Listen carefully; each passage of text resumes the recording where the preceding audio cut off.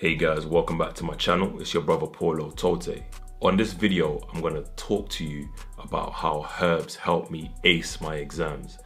To be fair with you, I was on track to failing. I would have left uni without a degree and my parents would not have been happy. But towards the end of uni, I learned about how herbs can help change my mind. And I'm going to talk you through that whole journey throughout this video.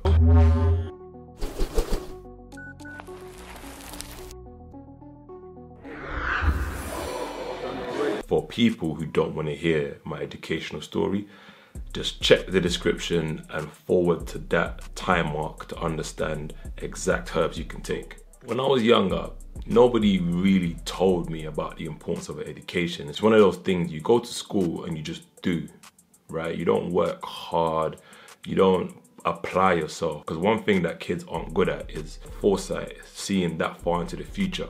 Everybody thinks they're going to be a millionaire by 21. Everyone thinks they're invincible. Nobody's thinking realistic. With that being said, nobody said, hey, you need to ensure you get A's in maths, or you need to ensure you get B. But luckily, I ended up still getting 3 B's and 5 C's, but I did the bare minimum. I did only maths, science, English, IT, and DT, and that's it. They didn't even let me to do others because they thought I wasn't behaved well enough. No idea why. Even though the grades were low, they were high. Because a lot of people didn't get good grades. A lot of people didn't go to college. A lot of people didn't go to university. It's just one of those things that I was mixed between two groups of people. So I was with one batch of people, but I was with the other batch of people who had bigger brothers who were doctors, or who had bigger brothers who were lawyers. And these people were telling them, look, you got to focus a bit more. You got to make sure you get B. Because they put me in bottom set at one point, and in bottom set, the maximum grade you can get is a D. Which is crazy, right? Like, what's the point even trying? So luckily I got 3 B's and 5 C's. I ended up going to college, right? I went to college slightly outside my area, which allowed me to meet a few new people. But same, nobody shows you the importance of your A-levels. Like now, some of the young guys at my gym, they're studying. I'm like, bro, don't F up your A-levels. Focus, make sure you get A's, make sure you get B's at minimum. You might not understand the importance now, but like in 10 years time, you're gonna understand the importance. So I pretty much coasted through my first year, my AS, and I coasted through my A-levels. But there's one thing I really enjoyed, which was economics. Like I knew economics like the back of my hand. And I pretty much got an A. People were shocked, like what, Paul? How's Paul getting A's like that? They didn't know that man's a low-key genius. But in college, I ended up with A, C, D, which was terrible, right? I mean, at the time it was good, it depends on who you speak to, but it was terrible because towards the end, and I realized that, hey, I need these A levels to get into uni. And I wasn't thinking that long term. It's like, you know, you come to college, they pay you to come to college, you get something called EMA, which is like a fee of about £30 a week, I believe, and £150 bonus from the government. So the government was really trying to push education and push people into education, especially if you're from a low income background. I didn't get to study economics like I wanted to. I really wanted to study economics because that's what I was good at, you know. It's funny enough, if I studied economics, I'd probably be a banker right now. I probably won't be making these videos. So it's crazy how life works out, right? Yeah, I got into university now through something called clearing. When you don't make the grade that you need to do a course, you need to basically reapply for university in one day. And whatever they have, if there's any space, and if you fit the criteria, you can get it. So I fit the criteria of a course called Technology and Enterprise Management. Through that course, I was able to, I guess, learn and stuff, but I wasn't really interested in uni. I just knew, you know, I'm a hustler, I'll be out regardless. And that's an actual backwards way of thinking, because it led to me being very comfortable in my smartness, doing the bare minimum. First year I got like a 3rd, second year I got a 2-2, 3rd year I got a 3rd, until I applied on my 3rd year to do a placement scheme. When you do a placement scheme, you're basically working in a company but as a junior level. So you're around people who have degrees, who have good degrees and have good jobs. So I think on my placement year, I got like 20K for that year. Whereas some people in my year group got like 60, 50K. These people that were going into banking and, you know, your Goldman Sachs. On your placement year to get 60 racks, I was like, what? Man out here making rackers. legally as well. Like, that's crazy. So off the back of that, I was like, nah, like, this education stuff is serious, and what it can lead to is really, really serious. So I can't afford to go back to university in my final year and flop about. I can't do what I've done before, because I'll just get what I've always gotten. So I really started to buck up my ideas. And I realized this time I'm gonna take this seriously. But because my averages were so poor, for me to actually graduate with a decent grade, I would have to get a high first, or a miracle would have had to happen. So I decided to get a first and final year in order to boost my averages. And one thing that really helped, especially with like my exams, one thing that really helped with my focus, my concentration, because final year you're operating on 4 hours sleep, 3 hours sleep. You know, I didn't go for energy drinks. Some people were coffee addicts, but the way they crashed was ridiculous. I was never into coffee. I tried coffee once. Yeah, that tastes like crap. Put that down. I've never tried it since.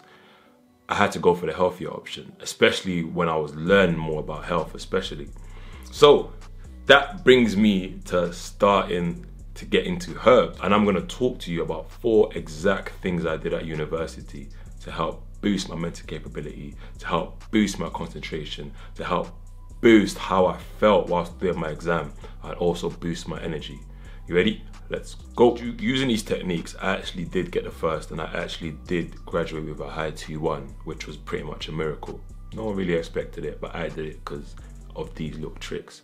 The first thing that I used to take was something called cacao.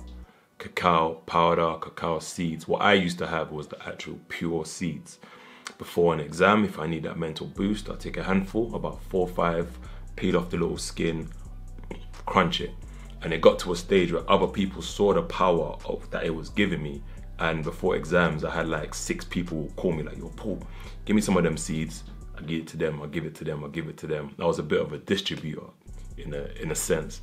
And anybody who went uni with me that's watching this video, comment below so you can tell people that I'm not making this up. Why is to give people these seeds, and people will come back to me like, yeah, that really helped, you know, my concentration was up. I felt like I had 8 hours sleep. These times I had 3 hours or 4 hours, or some people just don't sleep. The benefits of cacao is mainly down to the flavonoids that's in cacao. These flavonoids are powerful. The flavonoids in cacao can accumulate in the part of the brain that's responsible for learning and responsible for memory. That could really boost your mental function or your cognitive function when you actually need it, like before an exam. For example, seniors who consumed a diet higher in flavonoids scored better on a standardized cognitive test, which show you how important these flavonoids are for your memory. Not just that, cacao contains caffeine. But in terms of how it's not released like your standard energy drink. It's not released like your standard coffee, where if you drink it, you have some energy for a bit, you have some excitement going up in the brain, these neurons flying back and forth, and then you crash. No, with this, it's a slow releasing. You'll feel up, but you won't get that same crash. It will just keep you sharper, it will keep you more alert, it will keep your brain firing without that potential crash. Additionally, cacao can help protect the brain against aging and oxidation. There's some people watching this right now thinking, hey, I read an article where they say cacao is one of the most addictive things in the world. I'm a very logical individual. I like to break things down to its, you know, just bare logic sometimes. In year 5 and year 6, I used to live in Stonebridge. Anybody who doesn't know what Stonebridge was like back in 2001, 2002, just Google it. Just type in Stonebridge and any keyword you want. Put it this way, when I was young, I never saw any crackhead lining up doing some crazy stuff for cacao. No. When I was reading into Pablo Escobar, I didn't see Pablo Escobar saying, hey, you know, what's the most addictive substance in the world? Oh, cacao.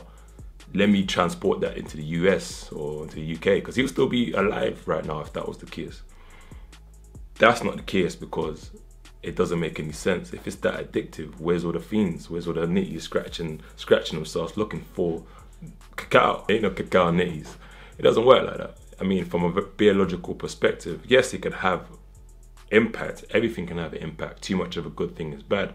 So anything that's managed correctly, or you have it once in a while and let it be, you'll be fine. I pretty much have cacao every day in my smoothies right before gym. And another thing cacao is good for is blood flow to the brain. So all these guys who say cacao is so addictive, listen man, you need to become a trap star, man. You can be a cacao trap star and then you can make some serious bank. bring me in, man, hit my line, I got the plug. Additionally, cacao stimulates the release of endorphins such as tryptophan and dopamine, which is a precursor to serotonin. These are your feel-good hormones, so they'll help you feel good when you're taking your exam. A happy mind is a more effective mind or a more efficient body. So that feel-good hormones that was released right before your exam will help you relax and think and focus, and that's why cacao is powerful. The other herbs I'll speak about is ginkgo biloba, ginseng panax, and hemp seeds. Yep, hemp seeds. I spoke about ginkgo in a lot of my previous videos. If you haven't seen all my other videos on herbs, just click the eye and have a look at all of them.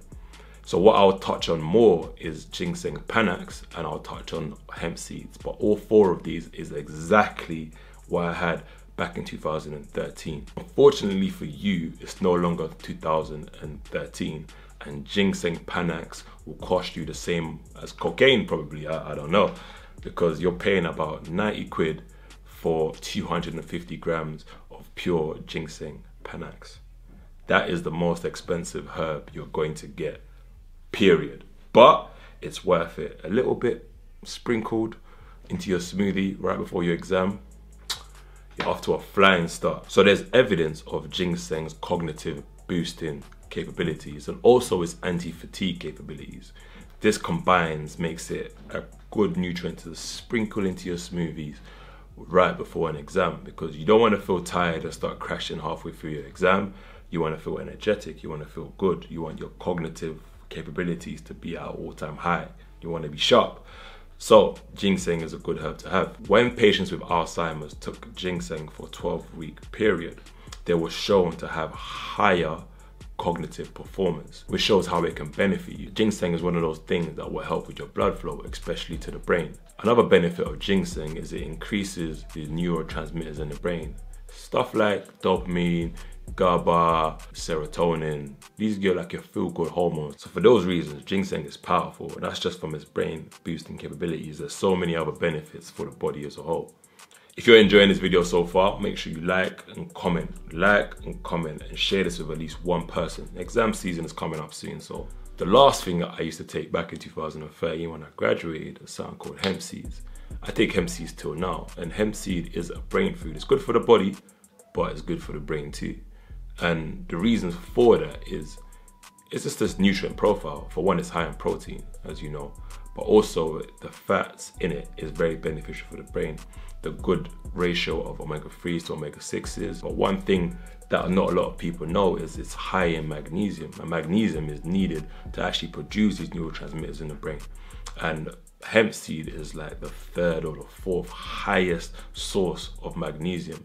Just a teaspoon or so, you're good to go. It's also high in B vitamins from your B1, your B5, your B6, your B3, your B2. You need it. So get yourself some hemp seeds. I'll have some links to some of the ones that I have in the description, so you can grab some of those if you wish. But I hope this video has been beneficial for you guys. I want all you guys to ace your exams. If you got little brothers, little sisters, ensure that they're getting the A-levels, like they're not messing up the A-levels, because they will literally mess up your life. Make sure they're not messing up the GCSEs, especially in maths and English. Maths and English, big key. But look, if you want me to answer or cover any particular subject, make sure you comment below. Ask Dungu, I'll be doing a series moving forward. And if you want to learn more about herbs, you can grab my book, that'll be right here. Or you can watch more videos like these right here and right here. Hope to see you guys on the next one. Peace.